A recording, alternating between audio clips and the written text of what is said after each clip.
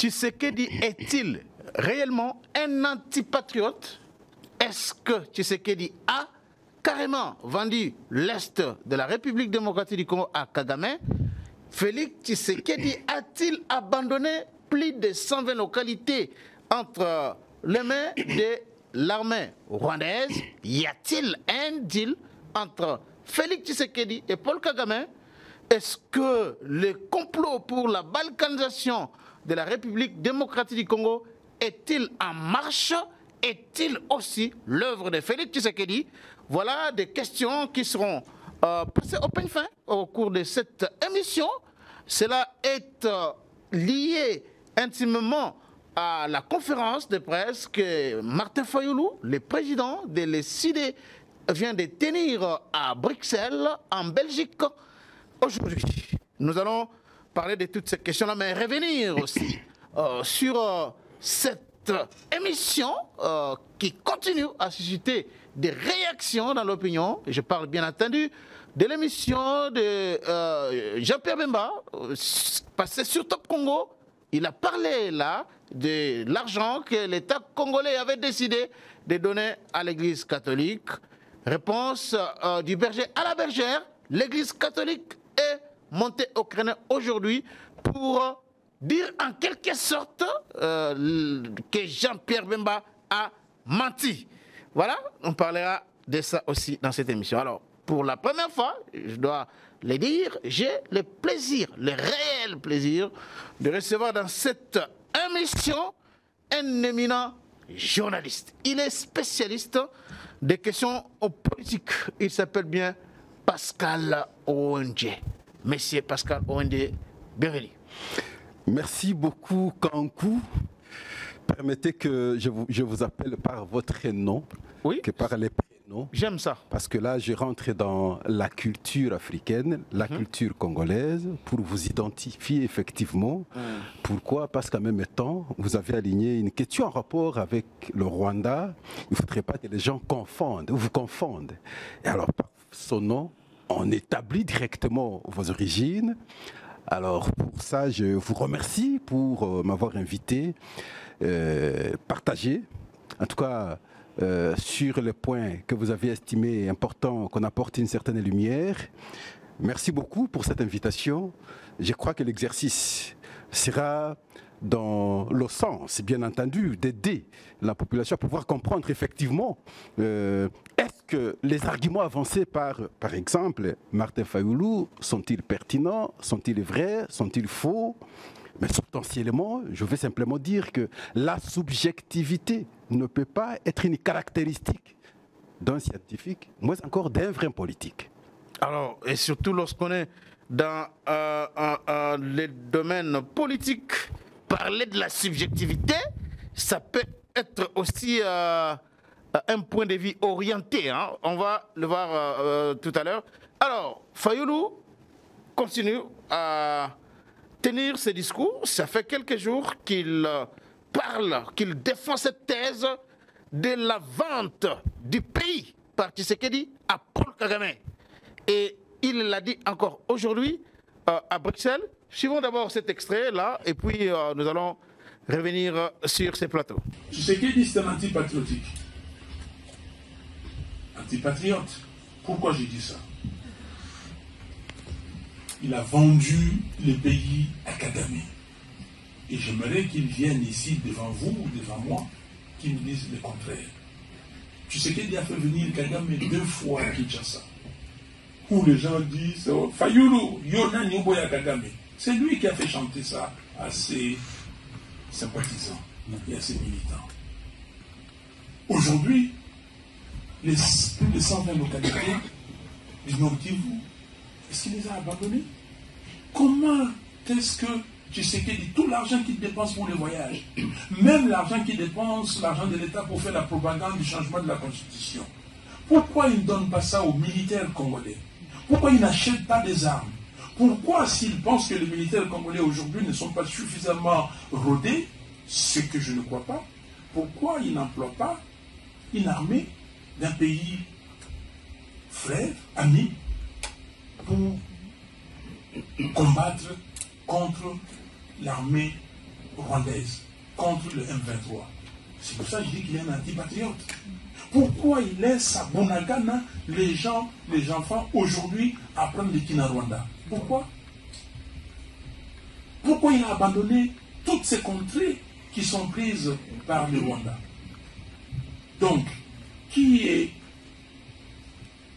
a vendu la souveraineté du pays? Plus que la souveraineté, qui a vendu les territoires? Parce que vous allez encore revenir sur l'article 5, sur la souveraineté. Qui a vendu les territoires congolais? Donc, je dis qu'il est un anti-patriote.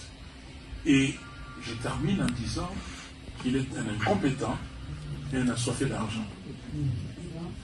Ok? Donc, pour lui, il prend la revanche sur la vie. Il doit tout posséder. Tout posséder. Et voilà Tshisekedi.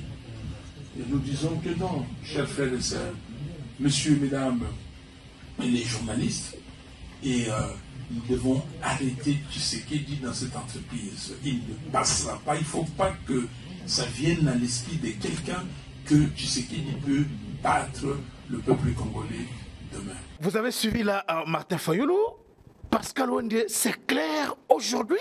Fayoulou pince sans rire, affirmant que Félix Tshisekedi a vendu l'Est de la République démocratique du Congo à Paul Kagame. Ça sort quand même d'un Congolais qui a été à l'élection présidentielle 2 fois.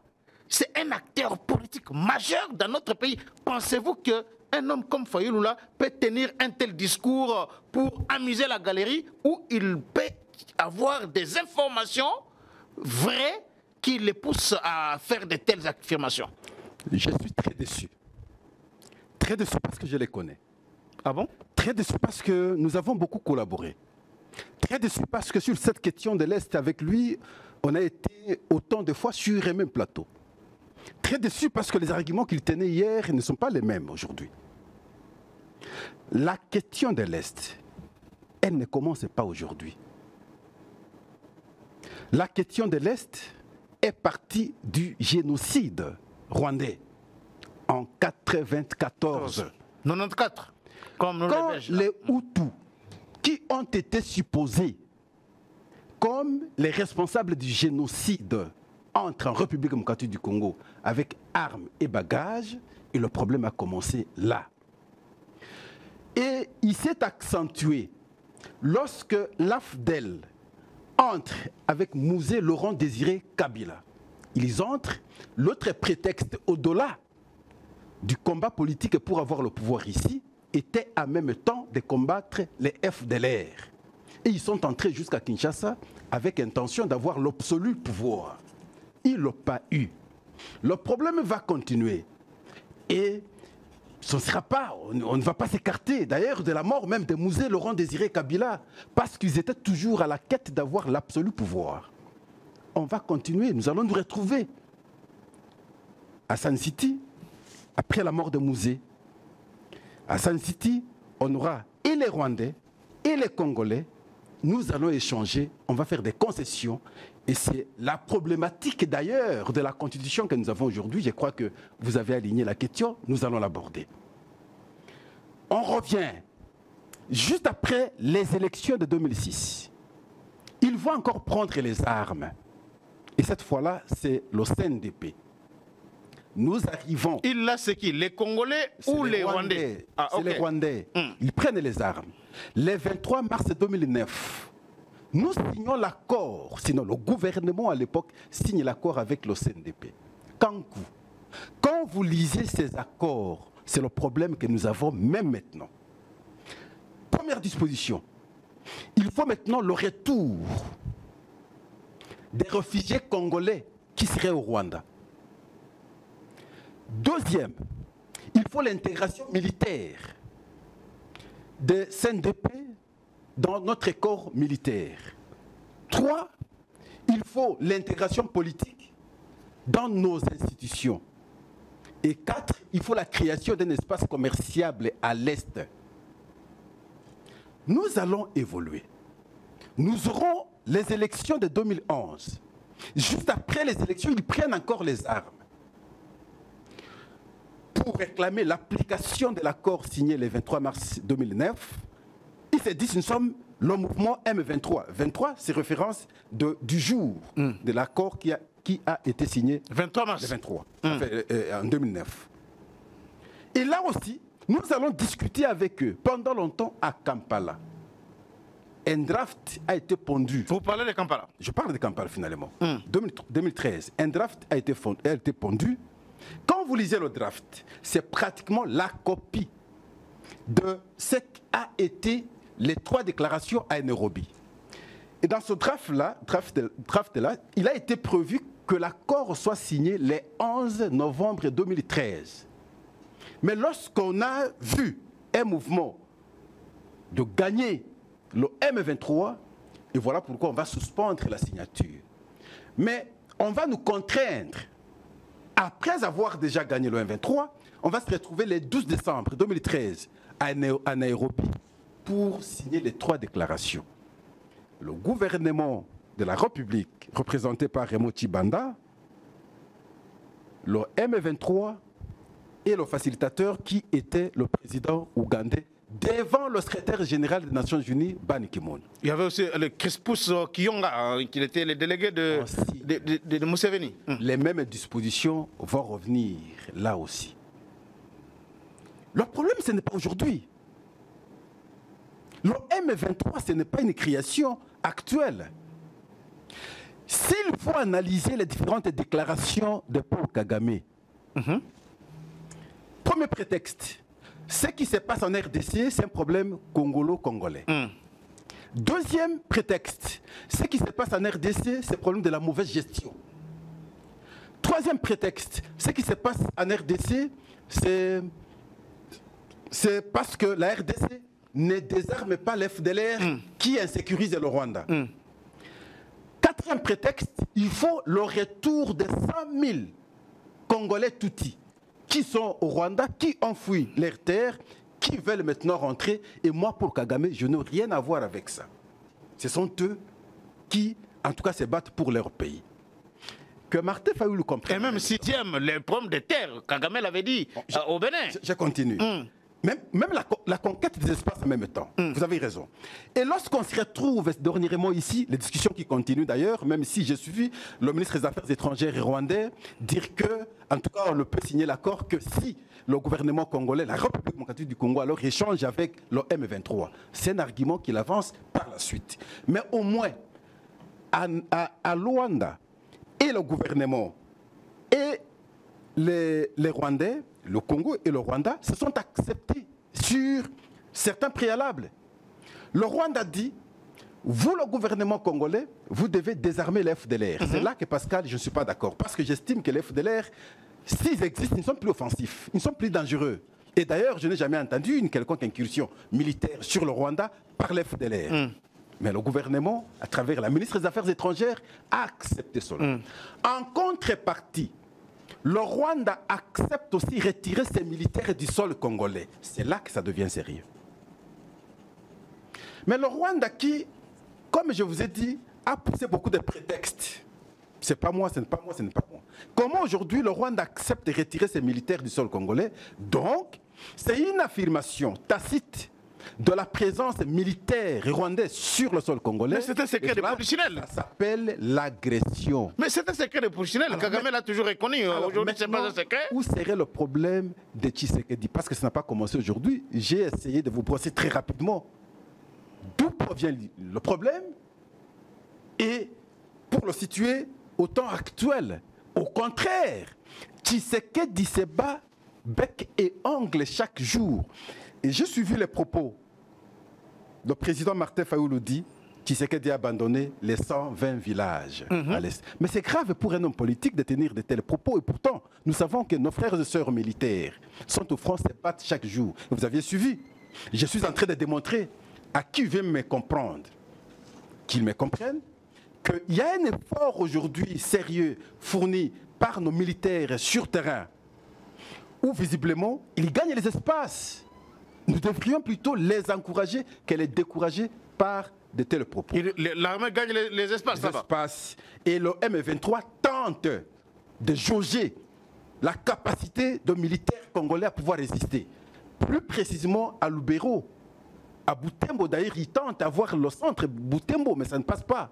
Et c'est comme ça que je dis, lorsque vous voyez qu'ils tentent, ils n'obtiennent pas, et vous parvenez à les stopper, vous devez continuer, parce que sur le plan de la diplomatie internationale, à cet instant, ils ne sont plus aguerris à pouvoir gagner les espaces qu'ils gagnaient hier. Il faut profiter le temps.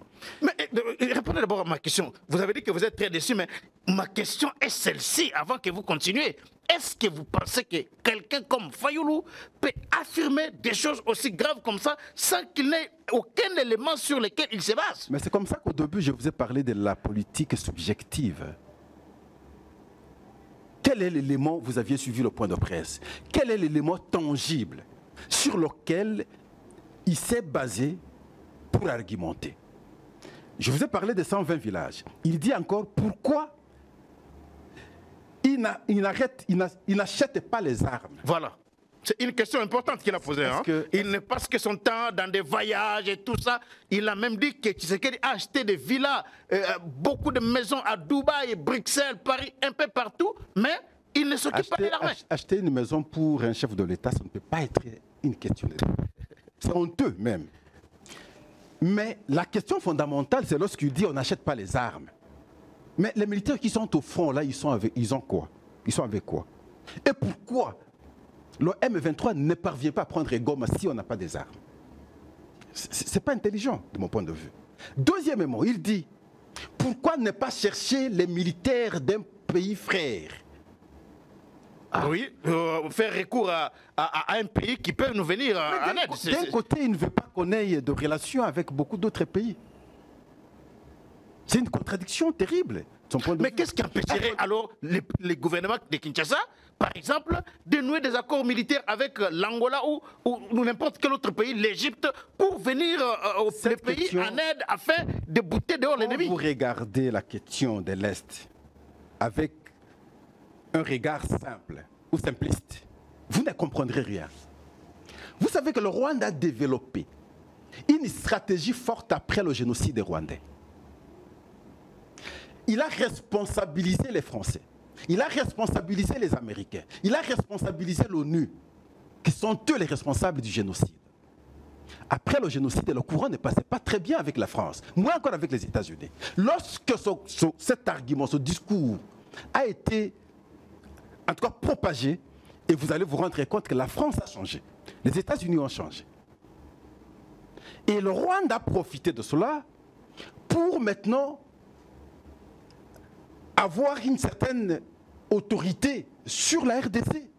Et ils l'ont accompagné. Une autorité sur la RDC. Le Rwanda a une autorité sur la RDC. Mais à partir du moment où il a ne fût qu'un village, il a ne fût que 2 villages, c'est nous qui sommes faibles. Il nous a gagnés. Il est sur nous. Nous devons, nous, comme pays, tout faire pour avoir. Parce que lui parle de 120. Nous devons récupérer ces villages.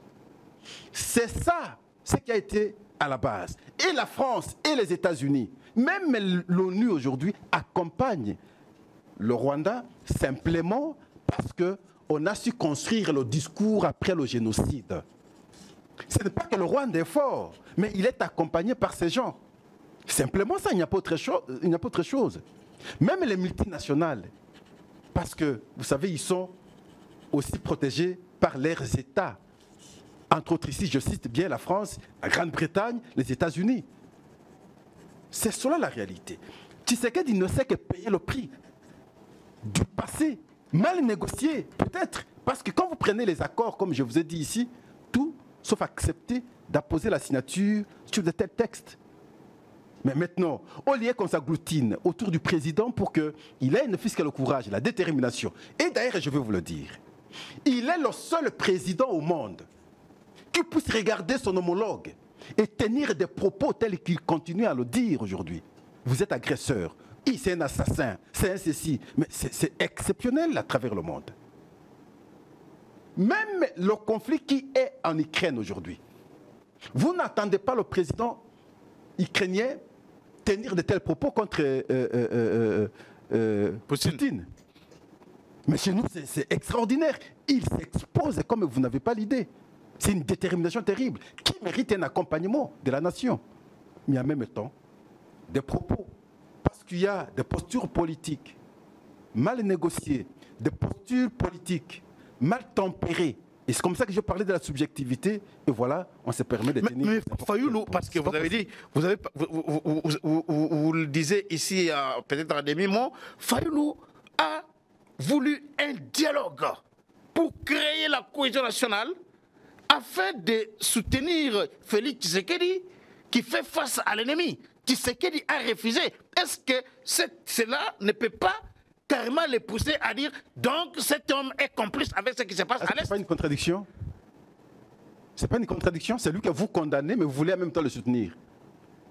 C'est une contradiction. Vous estimez qu'il est en intelligence avec l'autre. Mais vous vouliez organiser un dialogue pour le soutenir. Le soutenir en quoi? Dans sa démarche, non? On voulait avoir le dialogue pour le soutenir dans sa démarche reconnue par tout Congolais aujourd'hui, que Félix Tshisekedi s'engage sérieusement pour récupérer les différents villages jusqu'ici occupés par ces agresseurs. Mais alors, maintenant, si vous voulez organiser un dialogue, c'est dans ce sens alors. Sinon, ce serait une contradiction. C'est illogique. Non, mais il dit pour créer la cohésion nationale, afin que tout le monde s'aligne derrière le chef de l'État pour lutter contre l'ennemi. Mais Tshisekedi a refusé cela. Donc, ça peut les pousser à penser que donc Tshisekedi est complice avec ce qui se passe là-bas, où il connaît effectivement ce qu'il fait. Aujourd'hui, ils disent que changer la Constitution, reviser la Constitution, ce n'est pas opportun. On va parler de ça, on va parler de ça. On peut aussi dire, organiser le dialogue, ce n'est pas opportun. Le dialogue en République démocratique du Congo, c'est ça de par quoi généralement? C'est le partage du pouvoir. Le regard a été comment avoir des fonctions. Il n'y a pas autre chose que ça. Vous savez, ce n'est pas facile. Si par le passé, on était à l'Assemblée nationale comme député, on peut résister, on a des émoluments, mais sans être à l'Assemblée nationale et porter le poids de la fraction de la population qui vous appuie, ce n'est pas facile aussi. Exactement. Je crois que la lecture du dialogue a été comment avoir une position de responsabilité à cet instant. Ah, donc vous pensez que Fayoulou cherchait quand même un poste derrière l'idée de réunir les gens dans un dialogue? Le contraire serait incompréhensible à partir du moment où, d'un côté, vous accusez la personne qui est en intelligence avec l'ennemi, que lui, chaque jour, dénonce et l'indexe comme agresseur. Mais vous voulez maintenant, par le dialogue, dire que nous voulons appuyer la même personne. Ça veut dire, en d'autres termes, la démarche de la personne que vous voulez appuyer est dans le sens de défendre le pays. Et voilà, vous voulez lui donner un peu de la force. C'est ça la logique. Mais est-ce qu'un patriote, un homme comme Fayoulou, là, qui voit qu'un pan entier de son pays est sous occupation étrangère, qui doit-il accuser? À qui doit-il s'adresser si ce n'est pas au chef de l'État qui est là pour résoudre ce type de problème? Vous et moi, c'est normal, comme tout citoyen, lorsqu'on constate qu'il y a quelque chose qui ne marche pas au pays, le premier d'entre nous, c'est le président de la République. C'est normal qu'on fasse des recommandations, des appels, des interpellations, ce qui est très normal. Mais dans ces appels, dans ces interpellations, mais il faut une certaine modération. Parce que lorsqu'on analyse le discours, votre discours, et après analyse, on comprend que vous n'avez pas été sérieux, vous n'avez pas été objectif, vous avez été subjectif, vous avez été irrationnel, vous avez été impertinent. Mais on vous déconsidère par la suite. Donc, le président de la République mérite des interpellations par chaque citoyen lorsqu'il constate qu'à tel moment, les choses ne marchent pas bien. Oui, c'est normal, mais nous devons le faire. Donc, avec de manière, en fait. Sinon, alors, on sera très mal jugé. Alors, aujourd'hui, Fayoulou pense que l'initiative prise par le président Tshisekedi de procéder à la révision de la Constitution ou au changement de la Constitution, laquelle l'initiative peut aboutir à l'organisation des référendums, ça confirme sa thèse de balkanisation parce que tous ces Congolais-là qui se trouvent sous occupation rwandaise n'auront pas l'occasion de exprimer leur vote pour ou contre les changements de la Constitution ou la révision de la Constitution. Et là, il dit que ça peut aussi, qu'adviendra-t-il si le Katanga fait sécession aujourd'hui? Et tout ça, c'est Tshisekedi qui veut instaurer la dictature à l'ouest. Et il n'est pas même... il ne tient pas compte du Katanga qui peut faire sécession. Là, Fayoulou l'a dit. C'est ça même la subjectivité. Nous avons organisé les élections. Est-ce que les autres ont voté? Nos frères de l'Est n'ont pas voté. C'est pour autant qu'on doit parler de la balkanisation. Si on doit organiser l'élection demain du référendum, c'est pour autant qu'on doit parler de la balkanisation. Et la balkanisation en question, le discours, ce n'est pas aujourd'hui. Hier, nous avions parlé de la balkanisation sur le pays balkanisé. Soyons un peu... Depuis 1960, on parle de balkanisation. Lumumba parlait de ça. Parlons de la Constitution parce qu'on en parle. La révision de la Constitution, ils ont engagé le débat ici. Ils ont organisé même des conférences. Et alors que tous savaient que dans la Constitution, la révision est constitutionnelle. L'article 218. La Constitution, sa révision peut être initiée par le président de la République, par le gouvernement après Conseil des ministres, par l'une des chambres du Parlement ou par la population à travers sa pétition de 100 000 signatures. Mais à partir du moment où c'est le président de la République qui propose de cela, pourquoi on s'est acharné? Avant qu'on aborde le changement. Mais les gens se sont acharnés. Pourquoi? C'est là le manque du sérieux. Encore que la constitution que nous avons ici, quand vous posez la question aux différents rédacteurs, qu'ils soient de l'opposition, qu'ils soient du pouvoir, tous reconnaissent qu'il y a beaucoup de dispositions qui nécessitent le changement. La révision. La modification. La révision, oui. Alors, à ce moment-là, si les dispositions nécessitent la modification, ça voudrait dire qu'on peut reviser la Constitution. Là, tout le monde se met d'accord. Vous prenez le point de vue, par exemple, des membres de l'ensemble. Monsieur Kabamba. Bob Kabamba. Bob Kabamba. Il est membre de l'ensemble. Mais c'est membre de l'ensemble. Ah bon? Bob, c'est membre de l'ensemble, de Moïse Katumbi. Il n'est pas de la société civile. Non, Bob, c'est membre de l'ensemble de Moïse Katumbi. Au moins qu'il est quitté aujourd'hui. Ah bon? Il affirme. Ça, c'est un scoop, là. Oui, mais il affirme. Moi, je l'ai suivi très attentivement. Il a déjà déclaré comme ça? Non, mais il y a des nominations. Les actes de nomination existent. OK. Dans l'interview qu'il a organisée avec Christian de Sakweno, il dit, moi, en tant que professeur, j'ai été sollicité par le gouvernement belge, à l'époque où Louis Michel était ministre des Affaires étrangères. Mais je suis congolais d'origine. Une façon de dire, en d'autres termes, que je suis belge. Il a été contacté par le gouvernement belge et il a participé à la rédaction de la Constitution. Et il y a beaucoup d'articles qui nécessitent à ce jour le changement. Il dit, pendant que nous étions en train de discuter, il y a eu une incompréhension, une disposition qui nous a plus divisés. C'est la forme de l'État. Simplement parce que nous avions dans cette discussion les unitaristes, les fédéralistes, et alors ça nous a compliqué. Bochab, du côté gouvernement, était unitariste, le RCD, le MLC, des fédéralistes et d'autres. Alors ça nous a compliqué et nous sommes dit, bon, acceptons simplement la forme républicaine. Cette forme, à ce jour, ça c'est Bob Kabamba, mérite être échangée parce qu'à partir du moment où nous n'avons pas la forme, il est difficile de comprendre ce que nous devons pour le pays. Quelle voie prendre? Est-ce que c'est l'unitariste? Est-ce que c'est la fédération ou le fédéralisme? Et ça pose problème. Pascal, comme scientifique, je me suis dit, ça c'est intéressant. Où est-ce qu'on trouve alors, dans quel article de la Constitution on peut trouver, où on parle plutôt de la forme de l'État? Je prends la Constitution, c'est dans l'article 220 de la Constitution. Les premiers mots de cet article d'ailleurs, on parle de la forme de l'État, la forme républicaine de l'État. Maintenant, le rédacteur qui se retrouve aujourd'hui du camp de l'opposition, avec d'autres rédacteurs bien entendu, s'accepte, s'accorde pour dire que la forme de l'État est ambiguë, c'est hybride, il faudrait maintenant trouver une bonne forme pour avoir une orientation de l'État, sinon de la gestion de l'État. Mais maintenant, il faut toucher maintenant à cette disposition.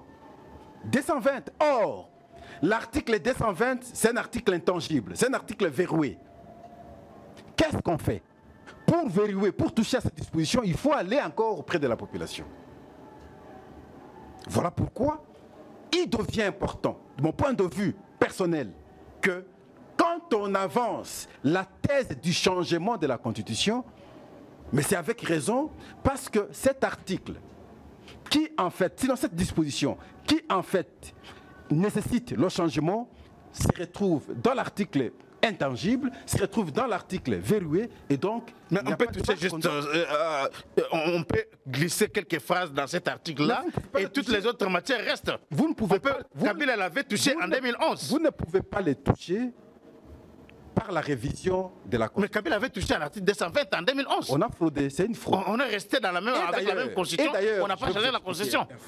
La Constitution que nous avons aujourd'hui, revisée en 2011, elle a été votée à l'absence de tous les députés de l'opposition.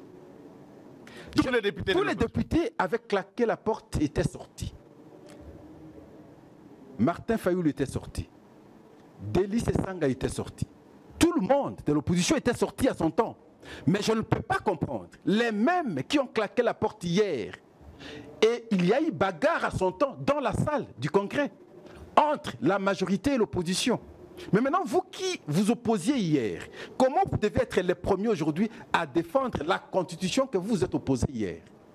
Alors, ils seraient les premiers à défendre aujourd'hui l'initiative du changement, parce que d'ailleurs, ils se sont opposés à la révision de 2011, et on peut aujourd'hui initier une révision, par exemple, de revenir maintenant au point du départ de la Constitution qui nous a permis d'avoir au moins 2 tours de l'élection présidentielle. Donc, pour la révision, en tout cas, il y a beaucoup, même au sein de l'opposition, ne sont pas contre la révision, mais sauf qu'on touche aux matières, à l'article 220, on ne peut pas toucher. Non, les changements qui posent le changement au Kankou.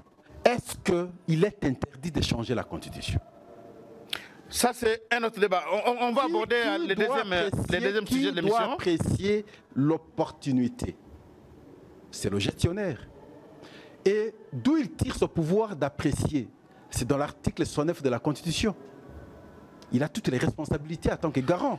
Très bien, on reviendra par Pascal Ondier. Lorsque la lecture part du garant, ce n'est pas moi qui ne suis pas gestionnaire de l'État pour apprécier le temps de la révision ou du changement de la Constitution qui devra s'opposer.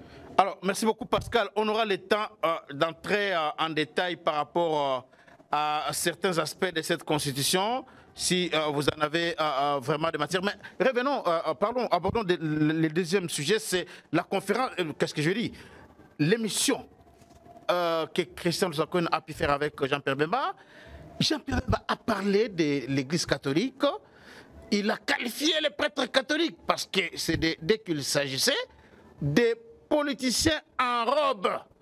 Et il a même épinglé, taclé l'un des chefs ou certains chefs de confession religieuse comme étant des chefs politiques, des chefs politiques de confession religieuse. Et là, il a évoqué la question des 47 millions de dollars que le gouvernement congolais aurait donné à l'Église catholique, 1 million par diocèse. Et aujourd'hui, l'Église catholique a réagi dans une déclaration pour dire exactement ceci. Je vais lire ce que l'Église catholique a pondu comme document aujourd'hui. Un fonds pour la mise en œuvre des projets. Je ne dis pas tous les documents parce que c'est long. Je prends là où ça nous intéresse. D'abord, l'Église dit qu'elle n'a pas demandé cet argent-là au gouvernement congolais. Et elle poursuit en disant ceci. Un fonds pour la mise en œuvre des projets retenus par chacun des 47 autres diocèses de la RDC. À ce jour, plus de 2 ans après, cet accord, seulement 2 tranches de 300 000 dollars ont été données. La première en 2022 et la deuxième en 2023, soit 600 000 dollars par diocèse. L'Église contredit Jean-Pierre Bemba qui a affirmé que les diocèses ont reçu chacun 1 million de dollars. Pascal. Je pars par des considérations. Je considère effectivement que l'Église en fait beaucoup.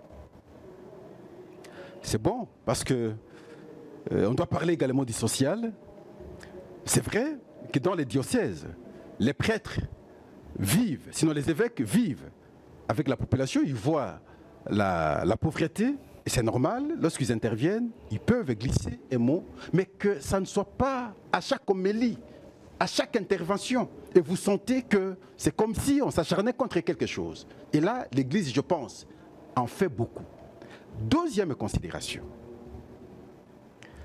Je constate que le régime de Tshisekedi a fait l'exception depuis que nous avons l'indépendance de notre pays à l'égard de l'Église catholique. Je ne connais pas un régime dans le passé avoir considéré l'Église de cette manière, sans la volonté de l'Église, sans la demande de l'Église, et donner beaucoup d'argent à l'Église. Donc c'est un régime qui a considéré très sérieusement l'Église catholique. C'est pas une corruption en quelque sorte? Non, je ne pense pas. Pour faire les yeux doux à l'Église, afin que l'Église puisse laisser... La raison était pour le développement rural. Posons-nous la question. Je vais revenir à la question.